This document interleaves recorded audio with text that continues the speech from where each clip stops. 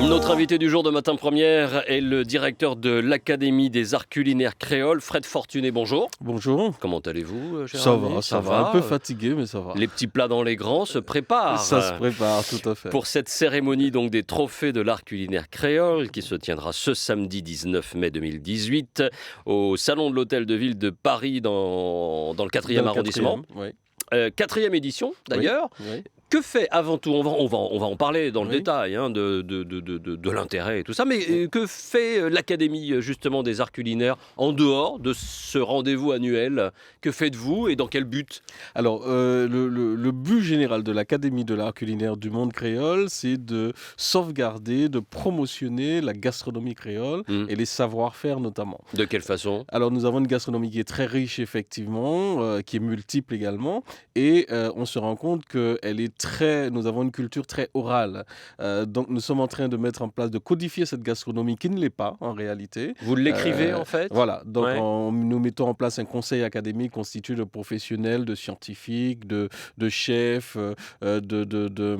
d'historiens culinaires, Madame Harris notamment qui était là l'an D'accord, dernier. intéressant. Voilà, donc pour codifier cette gastronomie, depuis globalement, on partira de l'esclavage et juste un peu avant, jusqu'à nos jours, en fait. Alors souvent nous on constate que ça se limite aux Antilles, principalement, un petit peu la Réunion, et on en oublie la Nouvelle-Calédonie, Mayotte ou la Polynésie, Non, pas dans du ce tout. domaine. Alors, c'est vrai qu'on a tendance, effectivement, à voir surtout la gastronomie antillaise, parce que c'est vrai qu'elle est très... On a des chefs qui sont très dynamiques, qui font beaucoup ce Plus travail de populaire, communication, plus populaire et Ouais, tout. ouais. Néanmoins, l'Académie, effectivement, c'est bien pour ça que nous avons pris le nom de Monde Créole.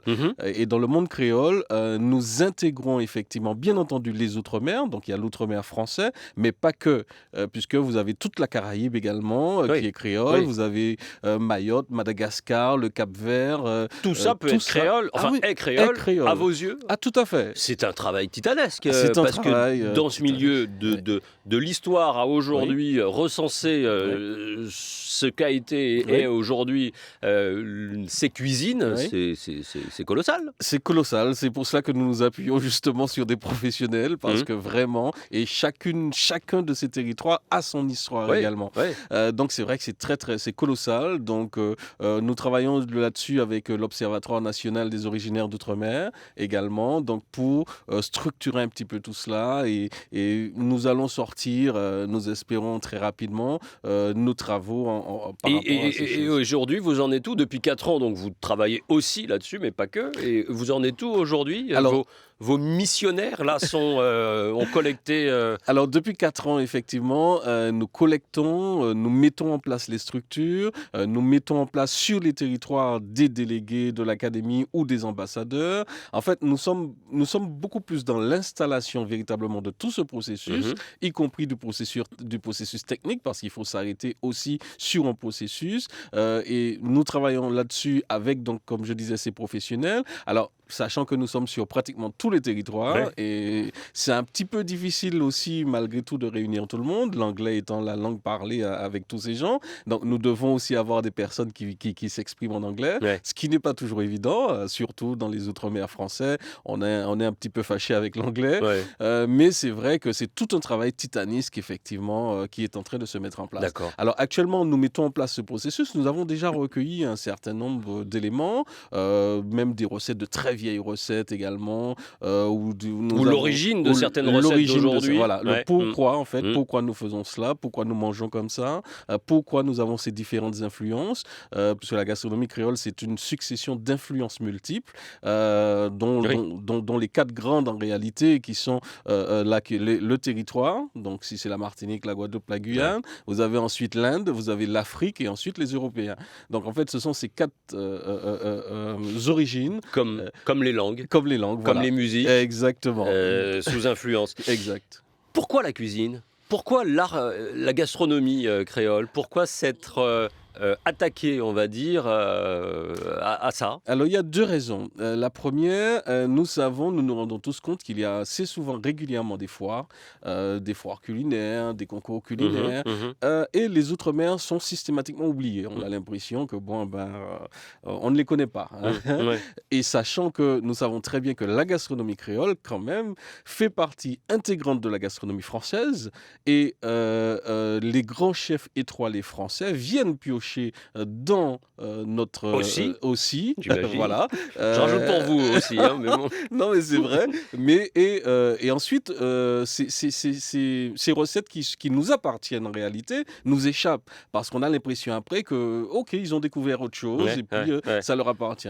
Donc il y a cela, il y a cette frustration. La deuxième chose également,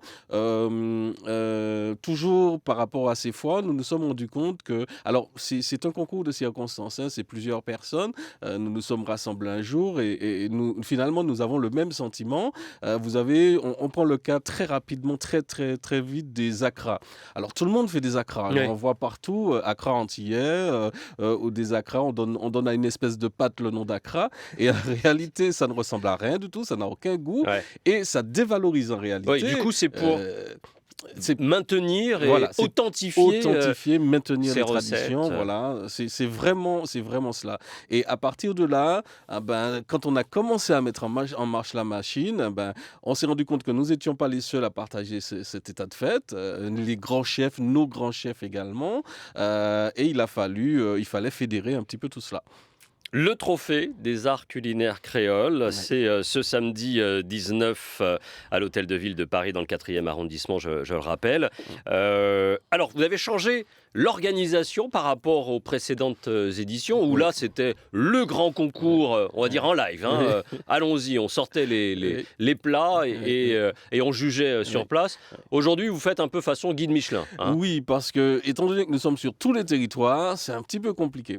Alors, c'est vrai que toutes les structures que nous mettons en place vont dans ce sens. Nous avons effectivement des ambassadeurs qui sont des chefs, qui sont reconnus par l'Académie sur ces territoires, qui vont tout au long de l'année juger un certain nombre de restaurants.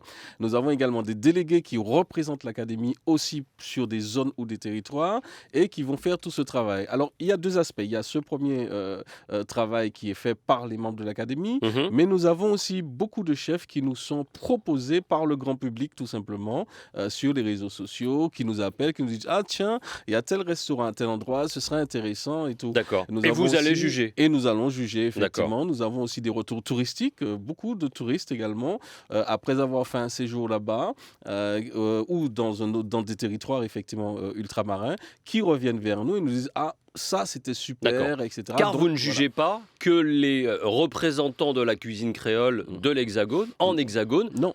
vous jugez Ah, sur on sur est... toute la zone que vous venez Voilà, exactement. de décrire. Donc, actuellement, nous avons des ambassadeurs sur donc, l'outre-mer français, Oui. c'est vrai.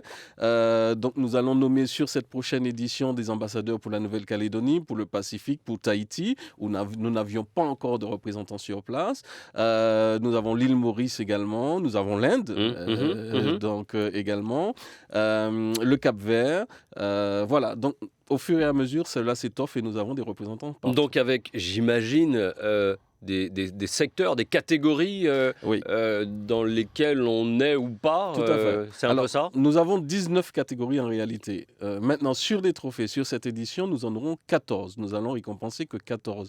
Pourquoi? Parce qu'il y a des catégories où soit nous n'avons pas de représentants, Mhm. ou tout simplement parce que les personnes ne répondent pas aux critères qui sont définis par rapport à ces catégories. Et notamment, par exemple, les là, 5 que vous avez éliminés, c'est quoi? C'est lesquels? Par exemple, l'art de la table, aussi Ah ouais. bizarre que ça paraisse, Eh ben, mais pas de représentant. pas de représentants.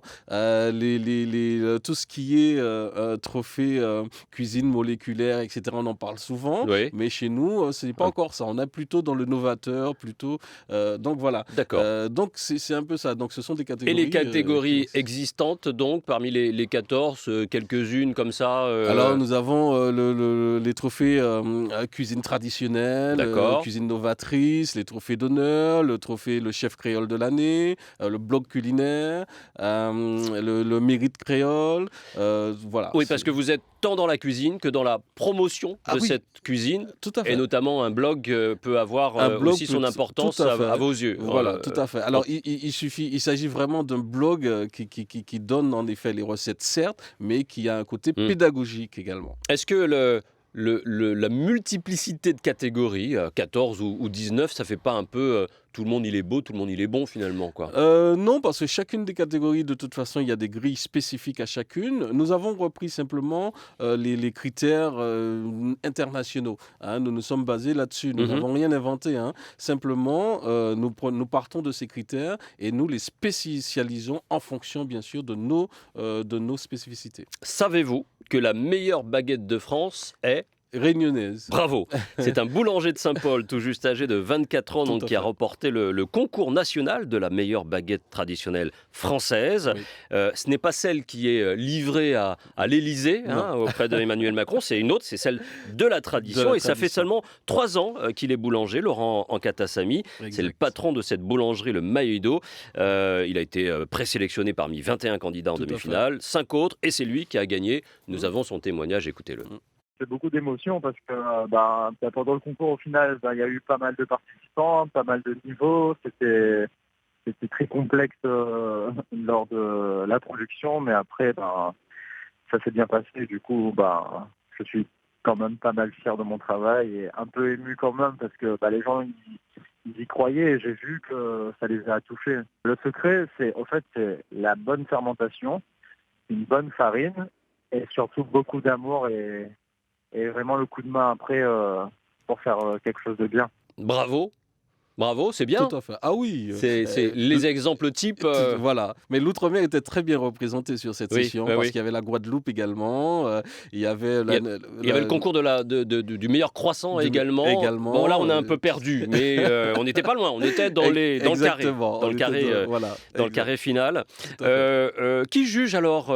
C'est vous, c'est les chefs exclusivement, c'est le public aussi qui juge dans ces 14 catégories différentes? Alors, il y a 3 critères effectivement de notation. Donc, nous représentons sur place qui à partir de grilles spécifiques effectivement qui sont remontées, le grand public en effet, et également le conseil académique qui est composé justement de chefs, de scientifiques, de personnalités, etc.